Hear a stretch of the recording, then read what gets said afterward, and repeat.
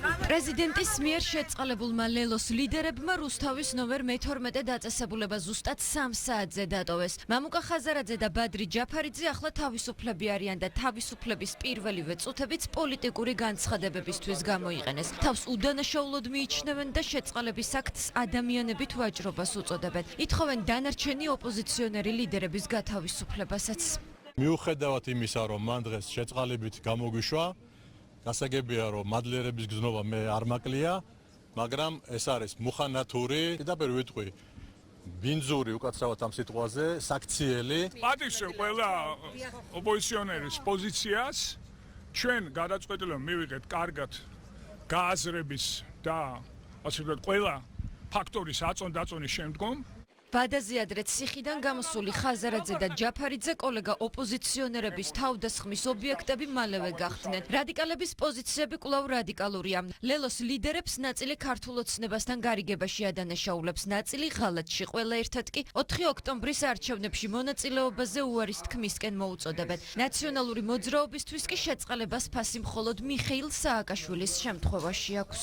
ეს განცხადება დამაჯერებელი იქნებოდა მხოლოდ იმ შემთხვევაში, თუ შარშან ამ დროს საპარლამენტო არჩევნების წინა პერიოდში ისინი შეიწყალებდნენ მიხეილ სააკაშვილს. ეს არის ნებისმიერ ფასად ქართული ოცნების მცდელობა შეათრიოს ოპოზიცია არალეგიტიმურ არჩევნებში და მოიპოვოს ლეგიტიმაცია. მიიღეთ ერთადერთი სწორი ქვეყნისთვის, არა კოალიციისთვის, არა ჩემთვის, ქვეყნისთვის ერთადერთი სწორი გადაწყვეტილება. გამოდით არასწორი, არარსებული რუსული სპეცოპერაციიდან. ოპოზიციაში სუფრა გვქონდა გაშლილი და ერთმანეთს ვეხუტებოდით, რომ განხეთქილების ვაშლად ხაზარაძე შემოგვიგდო ვერაგმა ბიძინამ. წადი შენი დებილი მასხარა დედაც ადებილე ლელოს ოფისი შეჩმორო.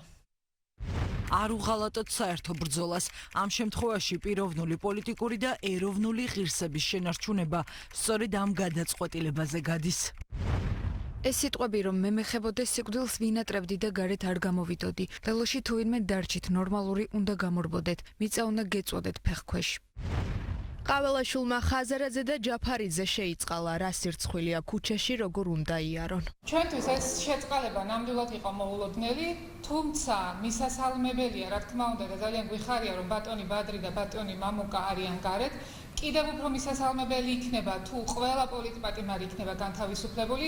მართლ გუნდში ამბობენ, რომ მიხეილ ყაველაშვილმა დანაპირები შეასრულა და იმ პარტიის ლიდერები შეიწყალა, რომლებიც ოქტომბრის არჩევნებში მონაწილეობას იღებენ. ქართულ ოცნებაში პრეზიდენტის დღევანდელი გადაწყვეტილება ჰუმანურ ჟესტად და სახელმწიფოებრივ მიდგომად შეაფასეს.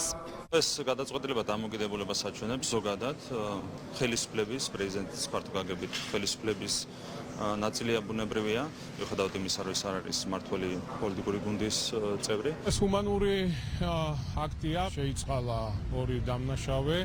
რა ვიცი, ზოგადად ეხლა ციხეში არავის გაშვება არ მიხარია, მაგრამ გონია რომ უფრო მეტი პატივისცემა უნდა იყოს სახელმწიფო ინსტიტუციების მიმართ. ყველანაირი ინსინუაციების გამოსარიცხად კონკრეტულ ადამიანთან დაკავშირებით მიიღო შეწყალების გადაწყვეტილება.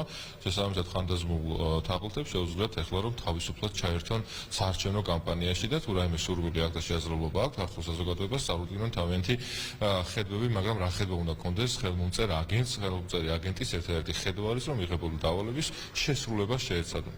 ბადრი ჯაფარიძე და მამუკა ხაზარაძე საკუთარ ოფისში 23 ივნისს დააკავეს. საქართველოს პარლამენტის დროებითი საგამოძიებო კომისიის მოთხოვნის შეუსრულებლობის საქმეზე ორივე მათგანი სასამართლომ დამნაშავედ ცნო და 8 თვით პატიმრობა შეუფარდა. დღეს კი ისინი პრეზიდენტმა შეიწყალა.